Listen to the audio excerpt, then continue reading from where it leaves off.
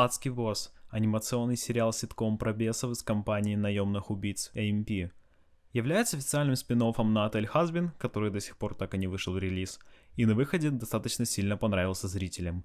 Сериал до сих пор разрабатывается, раз в 2 месяца нам дарят серии, которые потихоньку повествуют основной лор.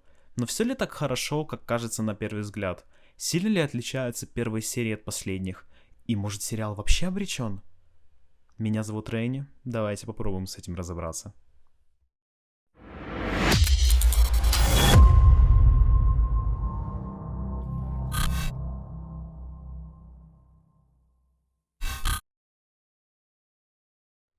Первонаперво нужно вспомнить, как сие творение вообще попало на свет. Анонсирован адский босс был внезапно, в то время, когда пилот Хазбина пробил 7 лямов просмотров. Тогда Вивьен выпустила ролик, где всех поблагодарила и представила нам это. Затем последовала пилотная серия, а через год вышла первая серия по боссу. Что пилотка, что первые серии народу очень зашли. В процентном соотношении общая оценка была почти идентична пилотке по Хазбину, а раз народ взлюбил, то значит нужно продолжать. Вот компания Spindle Horse и продолжила. И в целом получалось не то, что неплохо, а по-настоящему отлично. Хоть сериал, возможно, зайдет не всем из-за обилия черного юмора и этакой пропаганды шестицветного сообщества, многие согласятся, что он выглядит достаточно прилично. Однако во всем хорошем и прекрасном иногда случается проеб, и адского босса, к сожалению, это также не обошло стороной. Первые приколы начались с выходом вот этого вот трейлера. Нам пообещали закончить первый сезон и выпустить немало новых серий в тогда предстоящем 2022 году. И как вы думаете, что из этих обещаний было выполнено? Мы увидели 2 серии второго сезона, с учетом того, что первый так и не был завершен. И это, я считаю, была самой хуевой идеей за все время. Так никто не делает. Такие махинации могут легко и просто привести к разрывам в сюжете и каким-то нелогичным моментам. К слову, уже привело. А где еще любили продолжать историю, закрывая глаза на проблемы в прошлом? А? Ну вы знаете 100%, эта вселенная в разы крупнее, чем Хазбин и босс вместе взятые. Да-да, конечно же это FNAF. Я вообще думал и про него подобный видос накатать, ибо там можно рассказывать очень много, но давайте разберемся до конца с тем, с чем начали, а потом решим, как будем двигаться дальше. В общем, я думаю, все поняли, что на лоре такие вот приколы однозначно отразились, но про них слегка позже. В 2022 мы увидели 2 серии и ни слова про финал первого сезона. Был еще, конечно, анонс Хазбина на лето предстоящего года. Как же мне искренне жаль фанатов отеля. В 2023 продолжают выходить серии, и вот внезапно, когда я уже перестал верить в то, что 8-я серия вообще будет, ее анонсируют. И Вивьен подчеркивает, что серия будет просто еблосносящей, но серия сама по себе ниже среднего. А если еще учесть, что это был финал первого, того самого невероятно удавшегося сезона, то это просто пиздец. Затем через небольшое количество времени выходит 5-я серия второго сезона, и она тоже оказалась чистым среднячком и с обилием кринжа. И в этот момент начинаешь задумываться над вопросом, чем вообще сейчас является сериал? Если взглянуть на второй и первый сезоны, то это как черное и белое. В первом сезоне нам понемногу раскрывали персонажей, в сериях присутствовал интересный сюжет, который спокойно удерживал зрителя перед экраном и заманивал к просмотру других серий. Во втором же сезоне на первый взгляд все то же самое, но поверх этого всего подключается основной лор сериала, который создатели стараются связывать с каждой последующей серией. Но делается это настолько странно, что буквально сразу и не догоняешь, что тебе демонстрируют отсылку на события прошлой или прошлых серий. И добавилось больше кринжа. Чего только стоит серия «Ох уж эти бывшие», где посредине видеоряда нам показывают комнату с вылезающими дилдаками. Охеренно просто. Или «Как вам Мокси в женском образе?» Это, кстати, единственная серия, смотря которую я пробил больше одного фейспалма. Но это все мелкие проблемки, которые не сильно бросаются в глаза. Гораздо больше меня волнует то, что из себя собственно представляет сериал. Как мы все прекрасно знаем, «Адский босс» — анимационный сериал для взрослых. Ключевое слово «для взрослых». Зачем вешать данное клеймо? Потому что там присутствует мат? Кровь? Пошлые шутки? Может, дисклеймер в начале? Ну, просто то, что происходит в сериях, по-моему, наоборот, больше притягивает младшую аудиторию, нежели старшую. Ибо нецензурные выражения или пошлые моменты не делают «Адского босса» взрослым сериалом, скорее каким-то выделяющимся среди остальных. Ведь есть масса приемов, которые используются в фильмах или других сериалах для удержания этой самой взрослой аудитории, но это не мат и пошлости. И я уверен, что это одна из причин, из-за которой в фандоме сидит много детей. Они такое любят схватывать на первых порах, особенно если еще пишут не для детей. Мне знаете, что единственное непонятно? То, что Вивьен не видит в этом всем какой-то проблемы или недостатков. А зря. Иногда такие моменты переходят все пределы кринжа. Excuse me? Look, I don't care where you come in the living world, just come to your job on time, all right? I'm calling the only man who can me. What? Who can protect me? Now chill out, Moxie. If you kiss my ass any harder, you'll go right inside me. Well, just ask me something specific I wouldn't normally tell you. Okay, does Millie ever peg you? Sometimes. Wait! Ew! Fuck! Why that? I have like a rainbow in my vagina right now. Oh, so you're a kinky little imp, are you? Do you like it when I talk to you dirty? I want you to me with your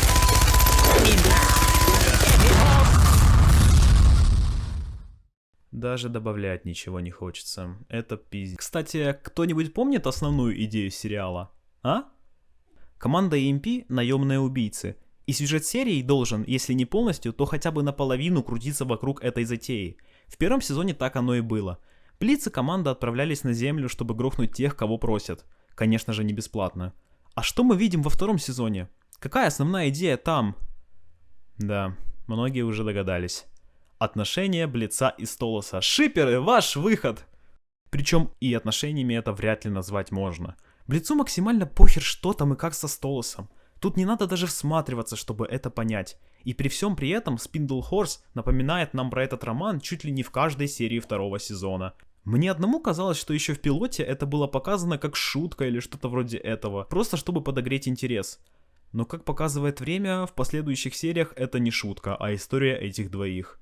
А теперь еще является основной частью лора. Я не против каких-либо любовных поворотов, типа это же адский босс, здесь и похлеще бывает обычных романтических моментов. Просто, как по мне, ставить такие вещи чуть ли не на первое место максимально странная идея. Еще хочется заметить, что есть пару моментов, которые сложно как-то объяснить. Например, поведение Луны.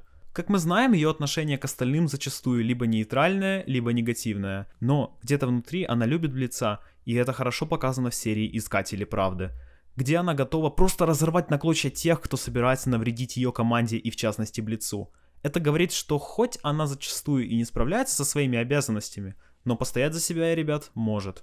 В серии Queen Bee она также показала заботу к нему, забрав с вечеринки, довезя домой и уложив на кровать, убедившись в том, что он в порядке. Разве это не забота? Но есть серия, где с Луной происходит какой-то феерический пиздец. Там есть сцена, где она искренне говорит, ну или по крайней мере создается впечатление, что она ценит своего папу, каким бы он ни был. И это все выглядит прекрасно и трогательно, доказывая зрителю еще раз, что она неравнодушна к остальным. Но буквально сразу же... Oh, Luna, my sweet baby girl, I'm so sorry. I'll never replace you no matter what you... You're good.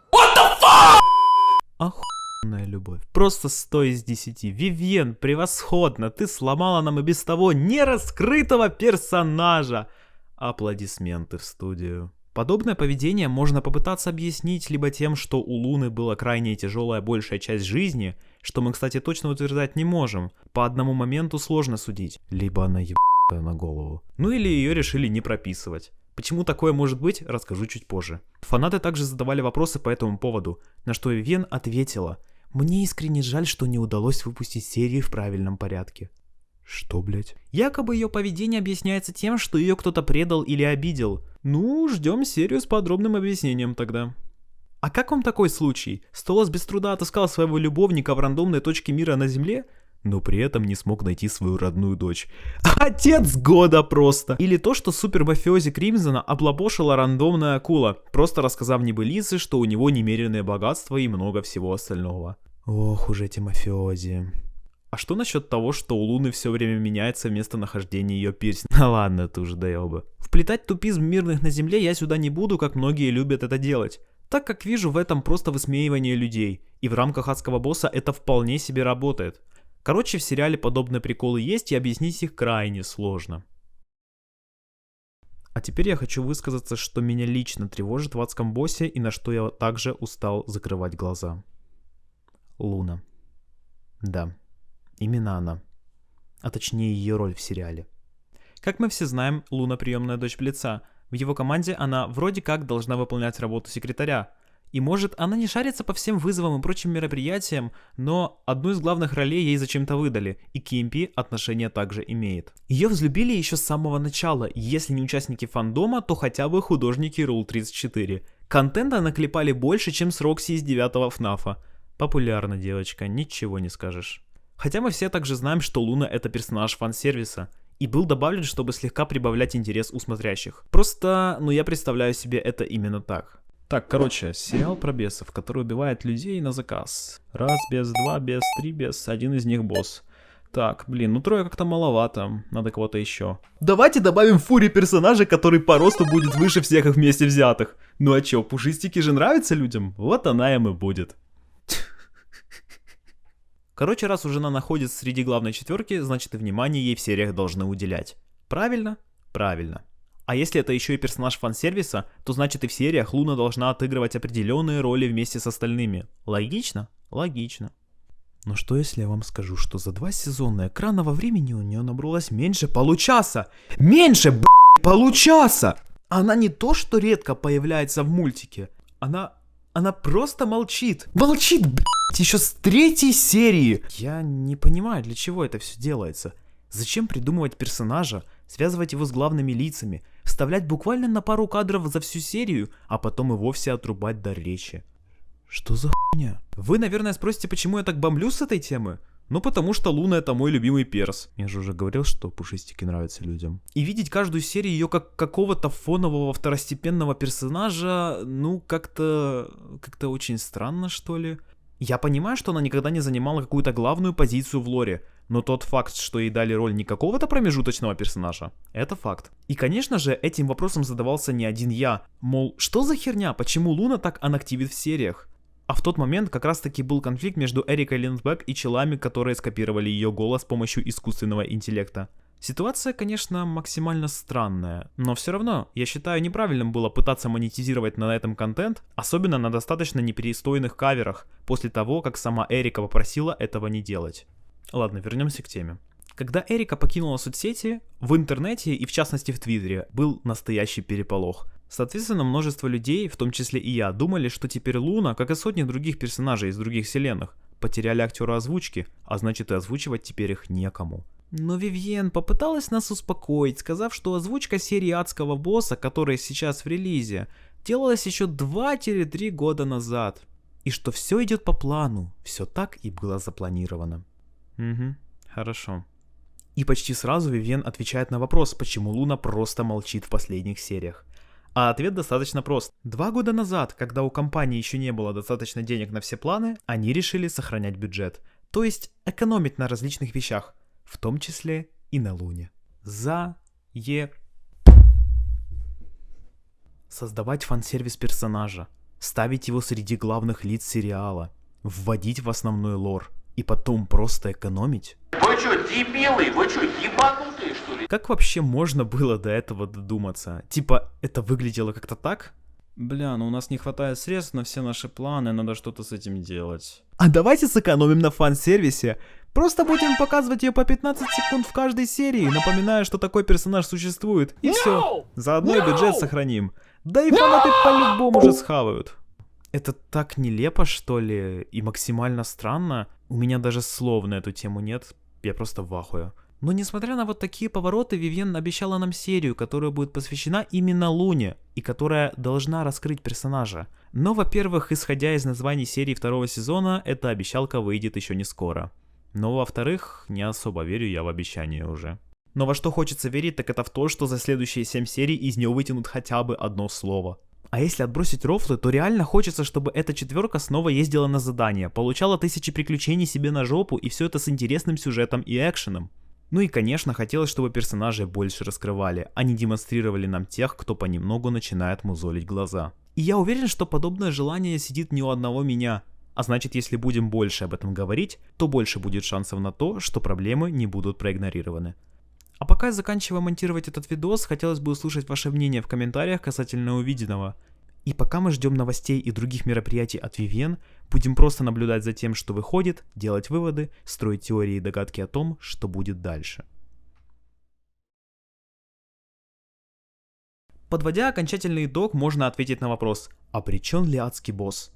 Я так не думаю. Да, несмотря на то, что я сейчас буквально потоптался по всем проебам и недостаткам сериала, я не считаю его каким-то плохим, неудавшимся или провальным. Хотя скорее я только что просто проорал с того, что там вообще происходит. Более того, это моя любимая вселенная, и я с нетерпением жду новостей, новых серий и другого контента, чтобы кайфануть и потом высказать личное мнение касательно увиденного примерным образом. Мне нравится углубляться в это с головой. Да и если бы сериал был и вправду каким-то плохим, то он бы не собирал такие оценки, даже на сериях, от которых я ловил лютый кринж. Проблемы присутствуют, и некоторые из них далеко не мелочные. Но все же это не настолько критично, и желание прекратить просмотр на середине не появляется, а значит не все так плохо, как могло показаться изначально. Да и плюс там последние 2 серии это что-то с чем-то. Я специально не затронул их в этой теме, ведь считаю, что поговорить про них нужно в отдельном видосе. Постараюсь как можно скорее этим заняться, ибо идей в голове еще много, и нужно херачить контент, пока это все не утеряло свою актуальность. Поэтому, если вам понравилось видео, то оцените лайком и подпишитесь, ведь я старался сделать все максимально интересным. Да и скажу по секрету, это первый видос, к которому я готовился не на шутку, даже сценарий написал. Дайте знать в комментариях, если хотите продолжение, а пока что, всем спасибо за просмотр, скоро увидимся.